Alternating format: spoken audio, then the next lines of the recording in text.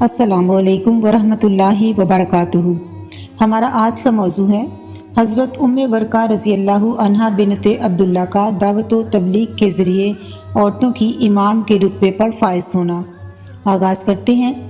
حضرت ام ورقہ رضی اللہ عنہا بنت عبداللہ عظیم المرتبت صحابیہ ہیں۔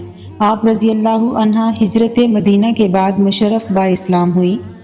آپ رضی اللہ عنہا نے قبول اسلام کے بعد انتہائی ذوق و شوق سے حضور نبی اکرم صلی اللہ علیہ وآلہ وسلم سے قرآن حکیم کی تعلیم حاصل کی اور پورا قرآن حفظ کیا۔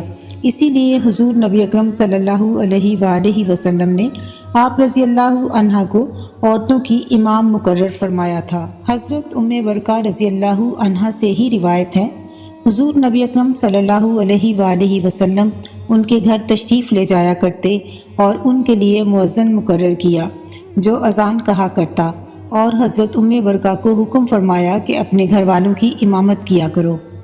اذان کی آواز پر عورتیں باجماعت نماز ادا کرنے کے لیے حضرت ام ورقہ رضی اللہ عنہا کے گھر آتی، جہاں آپ رضی اللہ عنہا عورتوں کی امامت کرایا کرتی تھیں۔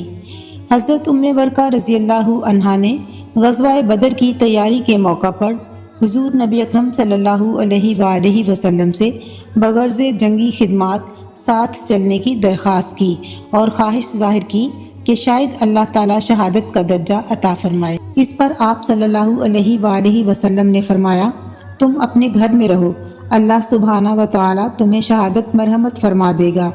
راوی کا بیان ہے کہ ان کا نام شہیدہ پڑ گیا۔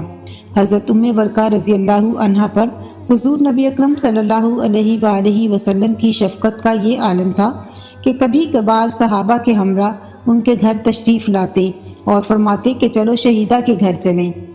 عہد فاروقی میں حضرت ام ورقہ رضی اللہ عنہا نے اپنے ایک غلام اور ایک لونڈی سے مکاتبت کی تھی کہ میرے مرنے کے بعد تم آزاد ہو۔ ان دونوں نے آزادی حاصل کرنے کے لیے آپ رضی اللہ عنہا کو شہید کر دیا۔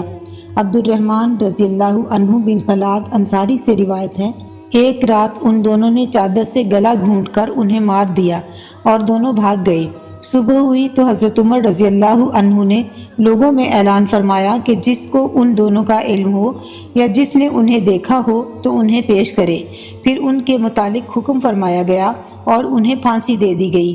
مدینہ منورہ میں سب سے پہلے پھانسی انہیں ہی دی گئی۔ حضور نبی اکرم صلی اللہ علیہ وآلہ وسلم کے فرمان کے مطابق آپ رضی اللہ عنہا اپنے گھر میں ہی شہادت کے درجے پر فائز ہوئیں۔